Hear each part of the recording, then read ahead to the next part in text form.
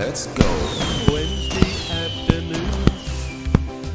Opinions like we all do. I just feel it's perhaps not necessarily his place as a part owner to be actually naming and criticising some of the playing staff, even though perhaps you may take the view that some of those he's criticised probably many people will go along with. I certainly went along with the one or two of the names he gave, that they perhaps were not worth the money nor the wages, because some of these people are taken on such expensive contracts. And it's, although, as you say, that they produce the goods, they produce the crowds, that doesn't mean to say some of those players are really not up to the standard of the rest of the players. So I think criticism can be valid, but as you say, maybe it needs to remain in-house, because as I say, it won't enhance the sale prospects of getting rid of those people at all. But I can understand where he's coming from, but I'm not sure, as I say, that it's his place really to be saying that. But it sort of smacks of some disarray at Manchester United, which we have seen. And it's a pity, because traditionally they're one of the great clubs and one of the richest clubs in the world. I think the fans have long since not been keen, not liked the owners, the Glazer family, isn't it? They still own the club, and of course a lot of the issues there was that when they took over the club, they effectively put a lot of indebtedness on the books of the club rather than their own business interests.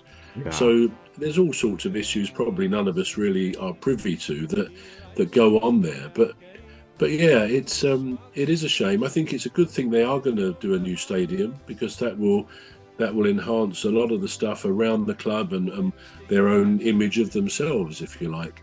But yeah, I think it will be a good thing. Whether they do it in 5 years is another matter, but it does look a fabulous new situation, new build, albeit I can understand why some fans say it looks a bit like a circus top, because it has that look about it, but maybe they're only preliminary designs, because it's not formally been architecturally designed as yet, as I understand it. Yeah. Well, I hope that that he does something different with the club. Now, I don't know where the problem lies. I've thought about it, and I don't really see. I don't see the fundamental. I don't see a problem that is fundamental in the system that is run. The only thing that I see is the morale of the players. I don't think that they've got a good. I don't think their head's in a good place this time. Now I don't know why. And I don't know what the club's psychological, because I understand that these players also see psychologists sometimes, or whatever, however they do it, just to get them psychologically fit as well as being physically fit. So I don't know what's happening there psychologically, because I don't really see what they are doing wrong. If you know what I mean. So they played against, who did they draw? Did they draw against Arsenal?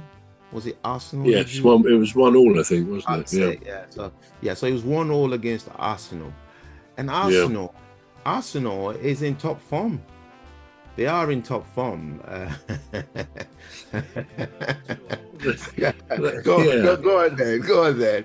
What's wrong with Arsenal? I mean, you say top form, they're a great team. They're a very good team, but I don't think they've demonstrated.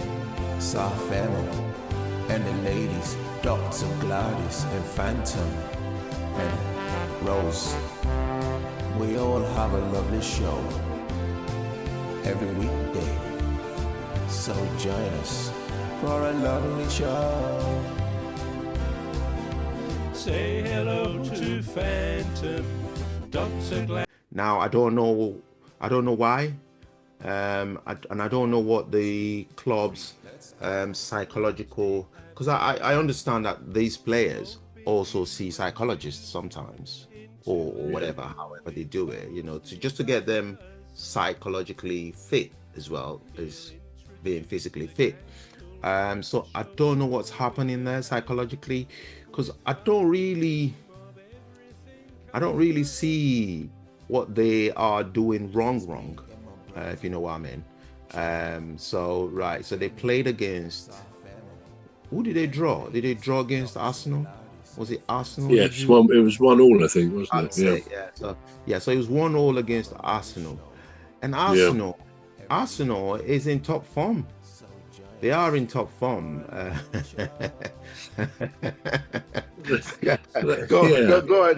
on then. What's wrong with Arsenal? I mean, you say top form, they're a great team. They're a very good team, but I don't think they've demonstrated consistent top form this season, have they? I mean, I think West Ham beat them, for example, which, given their recent form, was quite an amazing thing. I would have thought Arsenal would have wanted more out of the game on Sunday than a 1-1 draw, given the states, if you like, of Man United. The things are not all well there. But again, you've got to say, I mean, to be specific, I thought Bruno Fernandes, his free kick goal was superb. Maybe the goalkeeper was standing a bit too far one side, but it was a very good goal. I heard one of the pundits on the right. I was driving actually, and I was listening on the radio, and one of the pundits said before the game, "Oh, I don't really rate Bruno Fernandes," and I was sort of, I was in total disagreement. I thought, what's the matter with this man? Fernandes is probably the player of the season for them. He's consistent. He is, in my opinion, a world-class footballer. So how anybody can say they don't rate him or they don't agree?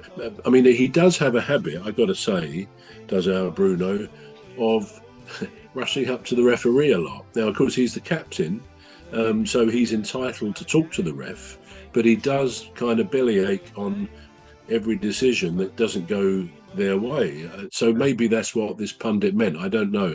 I got the impression, though, he was saying that his footballing ability, he didn't rate it too much, which I would find staggering, because I think he is an excellent footballer. But as for going back to Jim Ratcliffe, of course, he's not a majority shareholder, so he doesn't really have all those decisions. He has quite a lot.